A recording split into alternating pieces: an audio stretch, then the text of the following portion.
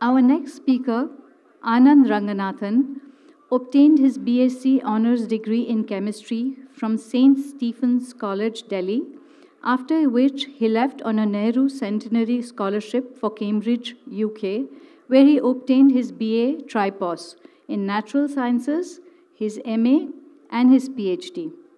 After a postdoctoral stint at Cambridge, Anand returned to India to join International Center for Genetics Engineering and Biotechnology, Delhi, where he ran his lab for 16 years as a staff research scientist. In 2015, he joined the Special Center for Molecular Medicine, Jawaharlal Nehru University, Delhi, and became a full professor in 2019. His laboratory works in the area of directed evolution and pathogenesis, with special emphasis on tuberculosis and malaria. His scientific contributions have been published in peer-reviewed journals like the Journal of Biological Chemistry, Chemistry and Biology, the Journal of Infectious Diseases, Journal of Clinical Investigation, and Nature Communications. Anand Ranganathan writes and appears frequently on television debates on politics, media, and science. His columns have appeared in Swarajya, DNA, First Post, and News Laundry. He is also the consulting editor of Swarajya. Anand has written 3 books, all novels: The Land of the Wilted Rose, Rupa 2012, For Love and Honor, Bloomsbury 2015, The Rat Eater, Bloomsbury 2019, co-authored, and has an upcoming book, India's Forgotten Scientists. We will now have Anand Ranganathan in conversation with Alo Pal on freedom of expression in India at 75.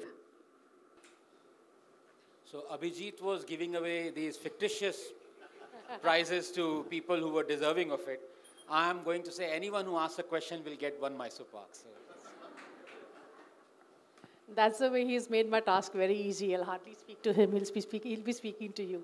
So Anand, I will not get into long introductions. Since you want to talk about the state of freedom of expression in India at 75, why don't you give me your opinion on the state of freedom of expression in India at 75? Well, to be honest, there is no freedom of expression in India at 75. There wasn't from 1950 onwards. I think we have been a banana republic ever since the time we became a republic. That's the truth. Freedom cannot be subject to something. Then it is not freedom. The word doesn't, you cannot entertain and give a new connotation to the word freedom when you say it is subject to these many things. And the lists are quite frankly now endless, but after the amendment of the first constitution, after the first amendment to our first and only constitution, we know that there is a big list. Freedom is subject to not disrupting public order or public decency or offending this, offending that. So there's a huge list. It's almost like remembering what Idi Amin said, that I can guarantee freedom of expression, but I cannot guarantee freedom after expression. I think we are a lot like Idi Amin's country now, and that's the brutal truth.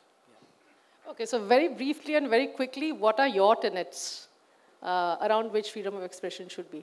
Yeah, so I am what one would, I suppose, call a free speech absolutist. But then again, by free speech absolutism, I don't mean that I can say whatever I want.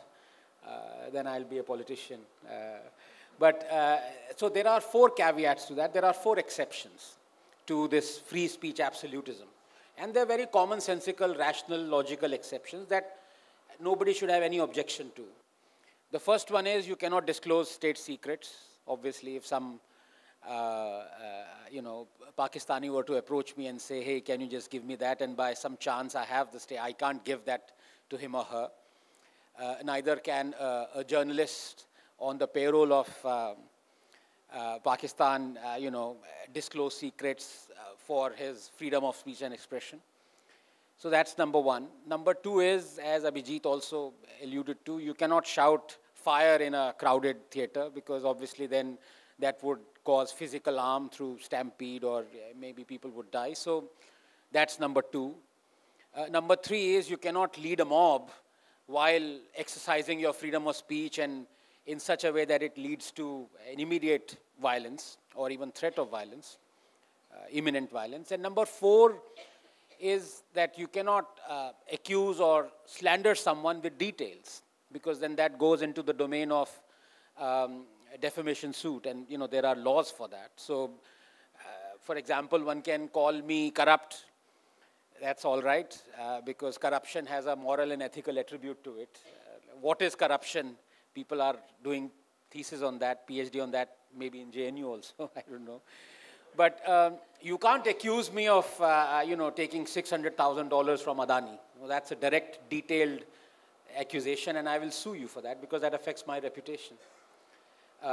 People would not come and join my lab if they knew I had taken $600,000, or in fact, they might come and join my lab if they knew that I had taken that money. But you know what I mean. So these are the 4 exceptions to free speech absolutism. Other than that, I am a free speech absolutist because I believe it is not for us or anybody else who's accusing me or being offended by to decide on something that is totally gray, that is so subjective, so relative, that it is absolutely ridiculous to take offense on anything other than these 4 things. And examples abound. I mean, this is something that you don't even have to look for. You walk, 10, 20 feet and you find something that would offend you or not. But the question is, there are laws that exist, and I can read those laws and you would judge the absurdities of those laws, 295A, 153, even the sedition law. They have so many things included in that virtually you can imprison 1 billion people if you really wanted to. And that is why I say that if I'm not in jail right now, it is because the state has decided I need not be jailed right now. If the day the state decides this guy needs to go in jail, like what happened with Abhijit Iyer Mitra, the state decided this guy needs to be put in jail. And very soon, state will decide that Rahul Shiv Shankar will be put in jail, so that fellow will be, or Shivarur. But that's the whole point. Because everything is so gray, you leave it to the person to have taken offense or the state. And I'll give you 3 or 4 examples. There is one, Mangelal Agarwal from Chhattisgarh. He was jailed for 4 months for criticizing the power cut situation in Chhattisgarh. Chhattisgarh government under Congress slapped the sedition charge. So he was charged under sedition because the law of sedition says that you can't do whatever, offend or say things against the government, not against India, but against the government. So he was imprisoned. And how many of you would say, even think that can be sensible? I mean, we criticize, leave alone power cut situation. I mean, God knows what Abhijit would be slapped after the lecture that he just gave right now. I mean, you look outside, there would be a beeline of judges wanting to slap contempt charges on him. But the point is, that is one example. The other one is Mr. Dhaval Patel. He was the editor of a weekly in Gujarat. He criticized the Gujarat Chief Minister's handling of COVID situation. And he was charged under sedition. He spent 15 days in jail. This is the editor of a newspaper. These are absurd things, but people go to jail and you get to know after they've been to jail. Another example is Sunny Gupta. He is a 21-year-old engineer, and he was charged with 295A, offending the religious sensibilities of Muslims, and his only crime was that he wrote that he was asking, beseeching the Hindus to, quote-unquote, not go to Ajmer Sharif. That was it. And you look at the whole thing, it came out after he had come out of jail. The news came out after he'd already been thrown in jail. 45 days. And the government that threw him in jail was a BJP government, Mr. Fadnavis's government. So it is government agnostic because these rules exist. Every government, every executive, legislative, they think they have these to, do whatever they want with impunity. And what was Sunny's crime? He is legitimately exercising his right, so-called freedom of speech enshrined in the Constitution. He's asking people to not go to, he's not saying, I will not allow you to go to Ajmer and offer a chadar there. I want you to not go. That offended a community, and he spent 45 days in jail. Now his life is ruined, and we are not even talking about the fact that he would have been beheaded for offending someone's religious sensibilities. I mean, out of tens of thousands who are entertained in the police stations because of these absurd laws, not more than a handful are these quote-unquote sartan se juda cases. For there, yes, you can have an explanation that, look, you have 295A or you don't, you will meet that fate. And scarily enough, that's true, because now it's not just that you are being beheaded for committing blasphemy, whatever blasphemy is. I don't believe in that, but whatever that is. But you're being beheaded for supporting someone who allegedly committed blasphemy. I mean, we've had three beheadings for people who did not commit blasphemy, but they were supporting someone who quote-unquote committed blasphemy. So it's very important for me and for every one of us to relook at these laws, because, this is not freedom. I mean, you are cheating yourself and cheating the country if anybody believes that this constitution has enshrined freedom of speech and expression. So you started the dialogue by saying that there is no freedom of expression. But in fact, I would like to take on the media now, and then we'll take on blasphemy, and that's where we will stop. You give all your opinions, and then the audience can ask and react to what Anand has said. So when it comes to the media, doesn't the media get away with a lot? I understand that journalists should not be accountable for every single thing they say with proof, because then there wouldn't be any journalism. But the fact is that let us address the problem of distorting narration by omission or suppression. By not giving something out which is blatantly evident, like for instance, the post-poll riots in Bengal. I don't know how many carried it the way it should have been, the hours after which the trend started to show. There was a time when it was inevitable that the channels had to pick it up. So there is distortion by omission. The other one is, say, the CAA or the farm laws. You did not have journalism there. I call them glorified mic holders. So you're just basically holding the mic for the fake news to perpetuate. This whole thing about Muslims will be taken out, or this farm laws, corporatization is bad, and things like that. So the media plays a role by not correcting. And also the media plays a role by keeping silent and therefore distorting. So do you think there should be accountability? How do you regulate that? What is your opinion on that?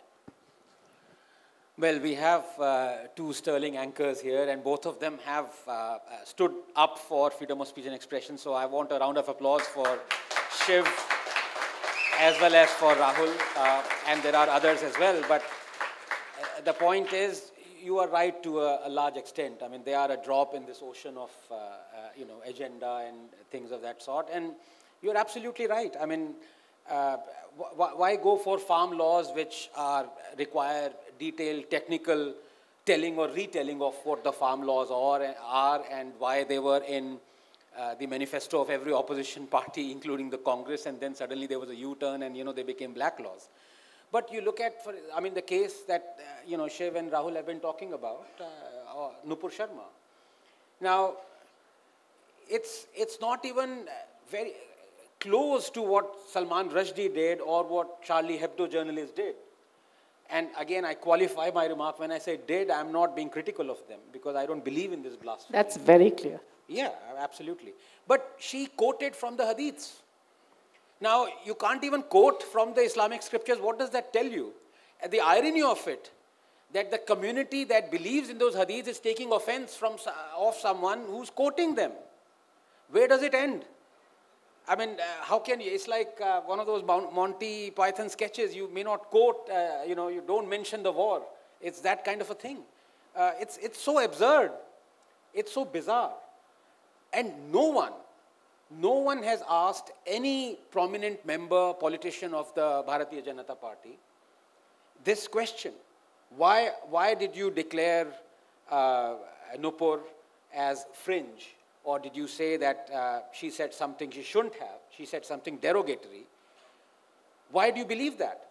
No minister has been asked that question. It's been 3 months. And I dare say the narrative would have been different had the media pressed the people in power to tell them the fact that, look, she has not said anything that wasn't there already. I have verbatim quoted the hadiths. What was I also, haven't been beheaded, so... there was this thing of very quickly transitioning to the Nupur Sharma affair. They did not qualify it further. They could have, considering the fact that they are anchors or they're reporters.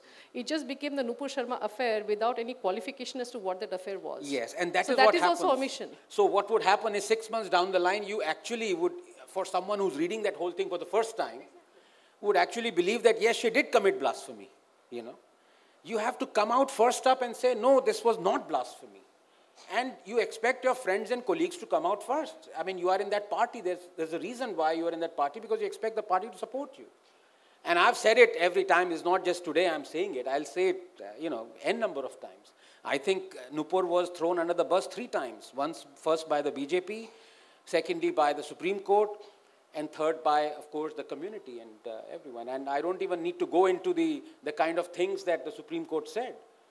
But coming back to this freedom of speech and expression, it really is a terrible reflection if from now on, after the Nupur Sharma affair, that we can even talk to a third person who's not Indian and say that, yes, we have freedom of speech and expression in the country. We actually don't. I mean, who would believe us?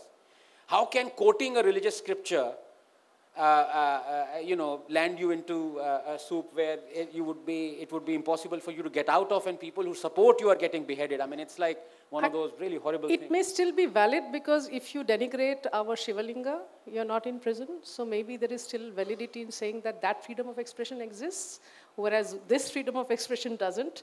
So that is what... Of course, but let me also tell you that increasingly what we're finding, that even Hindus who were very tolerant, quote unquote, why quote unquote? They are tolerant. I mean, Hindus are, going back thousands of years. They are, I would say, naturally offended that anybody can come and, say anything about their religion, their practices, and nothing happens. And on the other side, somebody is quoting the religious scriptures, and, you're in huge trouble. So a lot of cases are going to be filed going into the future on people who would offend Hindu religious sensibilities. But so as some commentators said, this is the Abrahamification of Hinduism. It's but natural, because the balance was tilted so much to one extent. So ultimately, actually the Hindus would suffer, because there is no religion, no practice, no way of life as tolerant and as accepting, quote unquote, taking offense than Hindus themselves. I mean, heck, you have a huge sect if you believe Hinduism is religion, you have a huge sect that believe in atheism. And which religion would not only accept but profess atheism? I mean, that's like, ye kya ho raha hai, And then you have so many reformers who've come and criticized Hinduism, and that is how, I mean, why do things become better? There is a scientific parlance to it. I mean, it's Darwinian evolution. It is but natural that things accumulate mutations. Now, some mutations are bad, some are good, but you adapt. You use those mutations to adapt to a changing environment. And I've said this before, that in the case of Hinduism, religion is an offshoot of the way of life. But in the case of Islam, way of life is an offshoot of religion. And in that case, it is almost impossible to change. If something goes back to something that has been ordained as never to be changed, you will not change your way of life. You can pretend that you do. You can pretend and say that, look, there may come reform in Islam, and, we need freedom of speech and we need expression, but that's not true. Because ultimately you go back to what has been written and ordained by Allah. I mean, there was this Mr. Rizvi, wasn't he? I mean, he said that these 10 odd verses should be redacted. And ultimately there was baying of his blood, and poor fellow, unki to ghar वापसी हो गई, वो तो अब हिंदू बन गए, इतना इनका हो गया. Yeah, but that makes him an apostate in Islam, which is actually punishable by the... So, I mean, basically apostasy, the punishment is death. So, poor Mr. Rizvi, ab unka naam Jitendra hai, he can't escape this. And that is the quote-unquote beauty of this. It is structured so tightly that it's like Hotel California or JNU. Once you get in, you can't come out. So the last point here before I throw it out to the audience is, this question is not directly related to freedom of expression, but the consequence. And I will paraphrase a tweet that Shivaru had made saying that, this lopsided consequence is pushing the moderate Hindu to become intolerant. And the fear is that, we are being almost pushed to feel that if we do not react in the same way, we will perish, actually. We have to give it back. So, in fact, that will lead us to resembling exactly the monster we condemn. And one day, that will be the day when Hindu terror will be reality, when a similar angry reaction will happen. So that danger exists. So what is your comment on that? See, that will never happen. Because a lot of Hindu anger is actually pretense. गुस्से में आके कह दिया, impulse कर लिया. मैंने खुद बहुत बार मार खाई है. मतलब मेरी भी बहुत trolling हुई है. And it's like the people who trolled me just today, somebody came up to me, a gentleman, and said, sir, can you unblock me? I'm your big fan. I said, what? And I was in Pune, and this guy who actually slanders and abuses me left, right, and center, and I blocked him, and he said, hi, I am your abuser. He didn't even want me to unblock him. He was just, so I know this is impulsive.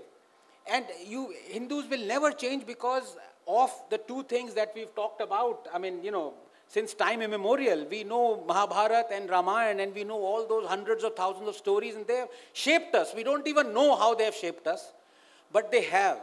We are accepting. We accept offense. Our gods commit mistakes. Hundreds and thousands of things happen.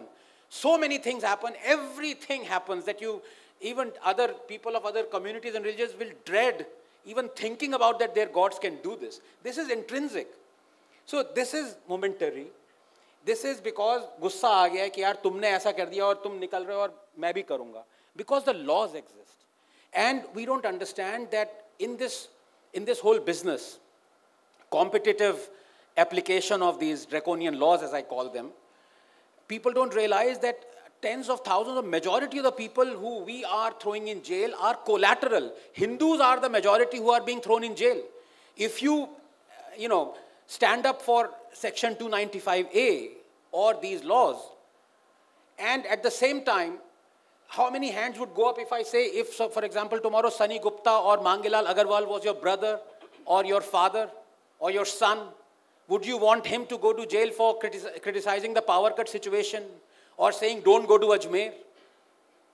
I mean, after what has happened in Ajmer, the three Chishtis, one of them was in cahoots with the killers of Mr. Kanhaiya Lal, the other one said, Desh ko hila denge, aisa main wo karunga. Third one called for Sir Tan se juda. These are the Chishtis of Ajmer. After what has happened, what Ajmer has done, who in his right mind would, take offense to someone saying, Hindus don't go. He's not saying Muslims don't go. Hindus don't go and offer chadar at Ajmer. But the person was arrested. None in this audience would accept that is justified. But at the same time, that law is there for everyone. If Hindus are using it, Muslims also can use it, Christians, everyone can take offense to anything. So, because of that law, Muslims are legitimate in their claim that they have taken offense to what Sunny Gupta has said. That is why Sunny Gupta was in jail. So, that is collateral damage. But sooner or later, I think Hindus would realize it. It is not, as I said, it is a way of life. It is self-adapting. That is how it has reformed itself. And that is how it has progressed. Unfortunately, what is also true is this thing, I forget, it's not a theorem, but it's a conjecture that if you are tolerant to intolerance, then you don't remain, I forget who said it. There is a Bengali expression, do not be generous to an undeserving vessel. Right. So, that's right, yes. And we all know that a lot of Bengalis yes. Right, absolutely. And there are a lot of Bengalis in the audience. I think majority are Bengalis. You know about what Rabindranath Tagore said. It's not yesterday, it's 120 years ago. He said there are only two religions in this world that are intent to destroying every other religion on earth, and they are Christianity and Islam. And nobody brings this quote of Gurudev out because, nobody talks about Ambedkar's criticism of Islam because it is unpalatable. It's, politically incorrect. But he said it. And it's true. It's uncompromising. So, I don't know, there is, Tagore talked of subjugation. His next sentence was, and the only response to that is subjugation to that. I'm paraphrasing, but he said it, is to convert, is to become them. That's the only way to shake hands with them. Now, when he said it 130 years ago, and he's Rabindranath Tagore, I'm not going to put anything new. The fact of the matter is, you can't win. This battle is lost. Question is, do we stand up by fighting, and how do we fight? We have to accumulate the mutations to survive. What the other side is doing is uncompromising. They will not change. But will you allow that to happen, to represent yourself as a weak state, to capitulate in the face of so much of injustice, and to side with injustice and say, for example, what Nupur did was derogatory? That's what I mean. People need to stand up to that. So the last point I want to make is art. Art and cinema, there is a certain understood leeway you're given because there is imagination, creativity, and all of that involved. I know you're a lover of the movies. I know you're a lover of Satyajit Ray too. So were Devi or Ganeshotru to release today, let me test how much you know the Hindu population. To what extent would there be outrage? If you want, you can summarize the film to them in 2 lines.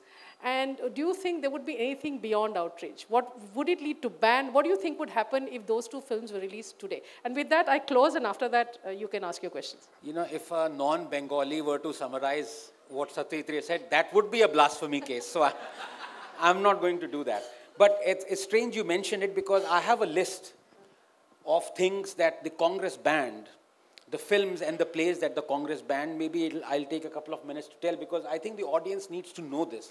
I did not know 98% of the films and the plays that the Congress banned, right from Nehru onwards. People think that Indira Gandhi emergency, Kissa Kursi Ka, Andhi.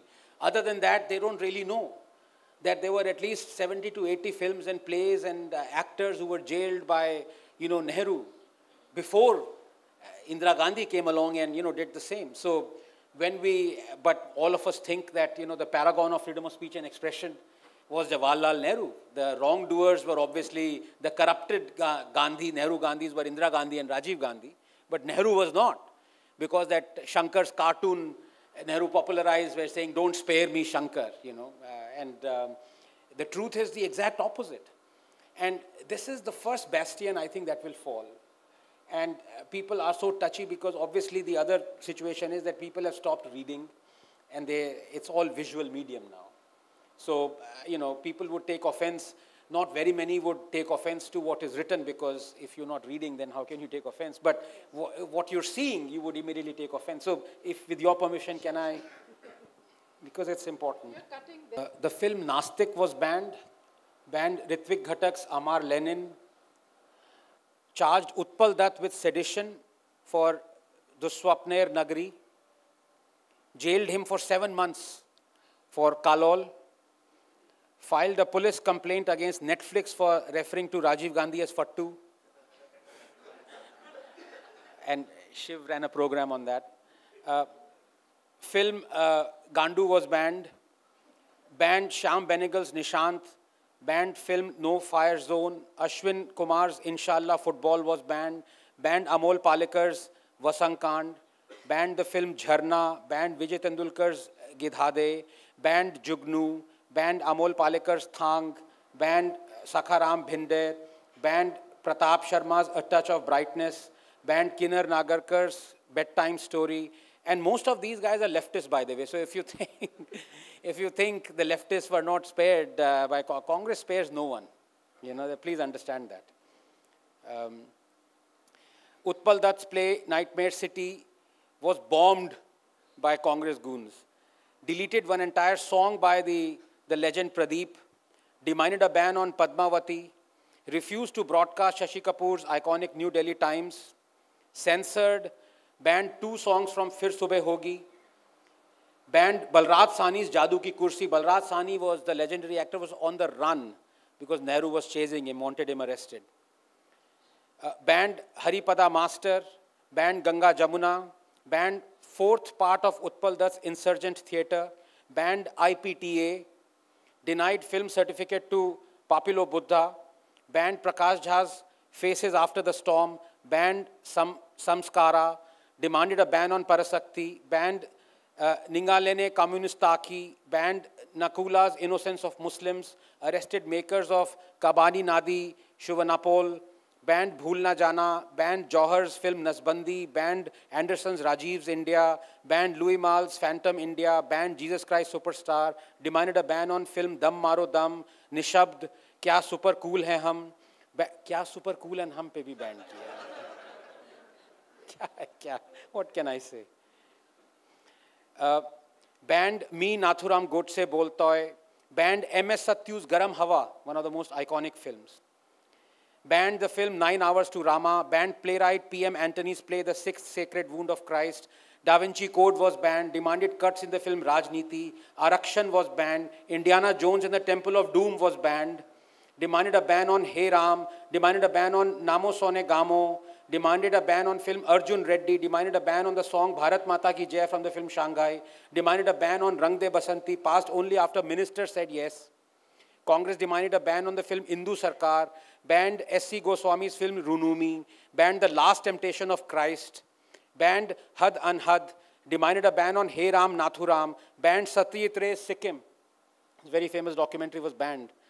Qaum De Hero on 1984 genocide was banned. Sada Haq was banned. Hawaii on 1984 genocide was banned. Neel Akshar Niche was banned. Banned the film Andhi. Banned the film Kissa Kursi Ka. This is Congress. BJP is also banned. But the thing is now you having this controversy of Lal Singh Chaddha, boycotting Lal Singh Chaddha, and people don't even know that the genesis of all this boycotting are the people who we bestowed to give us baby republic, taking baby steps, freedom of speech and expression. They are the ones who actually banned most of these things. They were supposed to protect our freedom. So I'm limiting yours right yes. now. So, dare I? So, questions from the audience, preferably from the non-speakers, please. I think we should give them the right to ask the questions.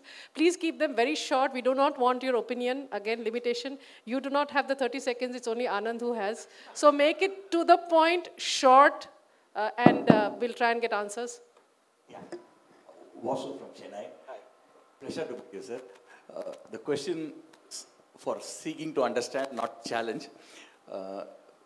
You did mention in your talk itself right now, while we have a situation where brutally 3 people were murdered just for someone, but whereas we have seen you countless times quote the hadith and then tell the verse, but forget about whether banning or not. What do you want? You want...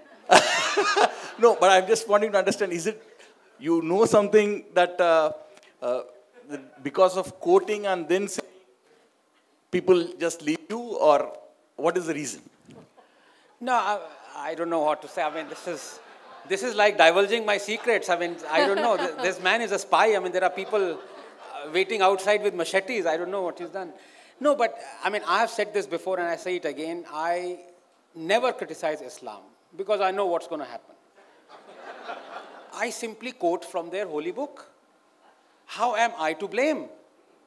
And that is why when Twitter blocked me for 10 days for quoting verbatim 3357, the so-called blasphemy verse, and they said, you better remove it because this is causing hate. I said, this is the verse verbatim.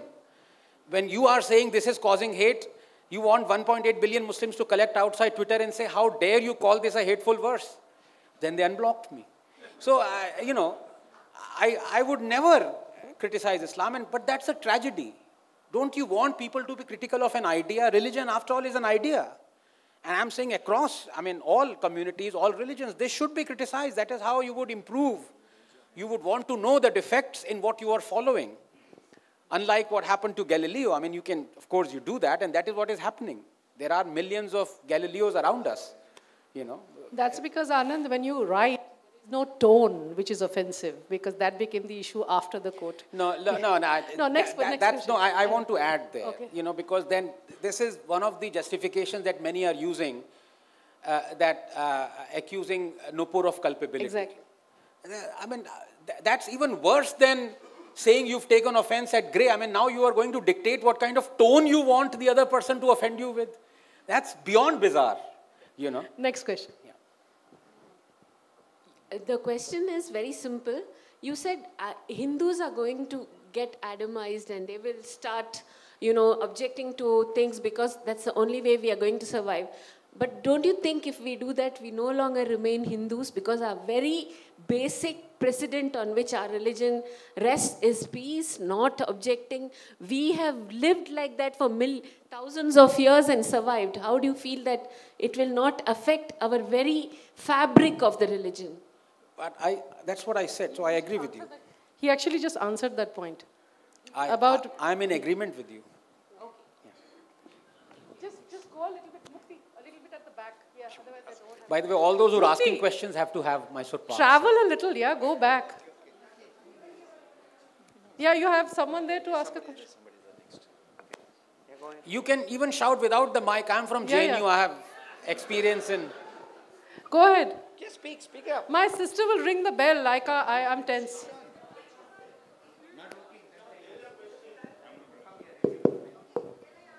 No, somebody has a mic. I don't fear those who accuse me of blasphemy. I fear these sisters. They're like that. Good. Yeah, go ahead. How do you respond to the people who say that the verses that Nupur Sharma quoted are unverifiable because they were written by somebody whose memory was failing or he was old and that he wrote the age wrong? Because it offers a way out for them. We can extend it by 5 minutes. Come on. Thank you. See, when you praise the saris the ladies wear, then they give you 5 extra minutes. That's no, but to come back to your question, I mean, that's ridiculous because those are revered Islamic scriptures. Al-Bukhari and the other one, in fact, has the wife, Aisha, SWA, saying that. So it is her quote. And by the way, I always append the Prophet with PBUH at the end and Aisha with SWA. So I'm very careful in that sense. So, I mean, they are not redacted. They are understood as true. So they are not from the Quran. But a lot of the hadiths are revered. So, for someone to accuse Nupur of saying something that was not based on something which is revered is absurd. Sir, can I? Yeah. So, why do you think that Hindus are only the sufferer of 295A? Mostly the Hindus are the sufferer. Is it because of the weak leadership? Or there is a lack of unity? What I mostly hear is that there is a lack of unity between Hindus. Mostly people quote that. So do you believe in any other thing or do you have any other idea why? Well, that's a very interesting question because when I took the example of Sunny Gupta on Twitter, one person came forward, I'm sorry, I forget his name. Although he was not related to Sunny Gupta, he actually went to the courthouse when Sunny Gupta was to be sentenced. And he then tweeted, so there is a response to my tweet, you can read his tweet, and he said, there were 370 Muslims that day in the courthouse and there were only 2 Hindus and one of them was me and other one was Sunny Gupta. What does that tell you? That tells you that even the judiciary is being browbeaten, and I don't even want to go to what Abhijit has been saying. But the fact is, if in a courtroom, you have 2 Hindus, one of whom is accused, Katgare mein khada hai, and his only supporter is just 1 Hindu, and the other hand you have 350. I mean, the judge also would be intimidated. It's only natural. Even though the case was so bizarre, the judge threw him in jail. I mean, 45 days in jail. So yes, there is lack of unity, no doubt about it, absolutely. But what I find also astonishing is that, those Hindus who want this law to remain, it follows that they are willing to have a lot of Hindus as collateral damage, right? Which, if you ask them personally, what if Sunny Gupta was your son or this thing, then they'll say, no, I don't want Sunny Gupta to go to jail. So, yes, there is lack of unity. If you don't think your fellow Hindu is going to jail on a bizarre reason, injustice is being done to him, you don't think you care about that, so then there is, of course, lack of unity. I mean, if you envy someone's unity, then you're divided. It's as simple as that. I mean, you always bemoan the fact that Muslims get together, Indian Muslims get together on this so-called Muslim Brotherhood or Ummah, fighting for Palestinian rights and Rohingya rights and everything. When was the last time you held a mass protest for, the rights denied to Kashmiri Hindus? And what kind of, this allegation that you make that we are a Hindu Rashtra, when 7 lakh Hindus can't return to their legitimate homeland, but 40,000 Rohingyas can go there. So yes, there is lack of unity. Hi sir, Sandeep here from Lucknow. There must have been a third Hindu in that court, the judge. And in I would have to check that, but yes, you're right. In continuity with his question, do you think abrogation of 295A will lead to the empowerment of Hindus more to talk about the religion which must not be named, yes, and the person who must not be named? Will that give the No, Hindus... you can name that person, but you have to add peace be upon him at the end. Sir, I'm in a different state. I just want to get home ASAP. I don't know what will happen. And I also have to take a stop in Hyderabad. Please say my hi to Oasis. No, not going there at all. So, point is, will this abrogation really help? What do you think? Will this abrogation help Hindus in talking? Because, as Churchill said, while Hindu elaborates on his argument, the sword, something, right? Yeah. So, please. Now, look, that's a very interesting question, and I'll answer it in 2 parts. Number 1 is that if we look at that a nation wants freedom of speech and expression, then any law that prevents that has to go. So, but that's a very basic definition. But that's not really the question that you asked or the answer that you wanted. The answer to your question is that, okay, let me tackle it in a different way. About 2 months ago, I think a BJP government, was it in Gujarat or something, wanted that Gita to be proscribed for every school-going student, 6th class onwards. And I don't know, people, my right-wing friends misunderstood me when I tweeted that, no, it should be Quran. वो समझ नहीं पाया मैं क्या कहना चाह रहा था. तो 7 दिन तक बहुत गालियाँ पड़ी, बहुत मार पिटाई, जैसे होता है ना, वो एक मीम भी है, खूब मारो, समाप्त कर दो एक दूसरे को. तो मुझे 1 हफ्ते तक समाप्त कर दिया, मैं लोगों को बता भी नहीं पाया that, look, please understand what I'm trying to tell you. That is what I'm trying to tell you. That it is not Gita that we should read. It is Quran. And that is why another thing where I get slapped around when I say Zakir Naik is my guru. उसमें भी लोग मुझे गुस्सा करते हैं. He opened my eyes. He literally did. You don't need to be critical of Islam. You just need to read the Quran and quote it. That's enough.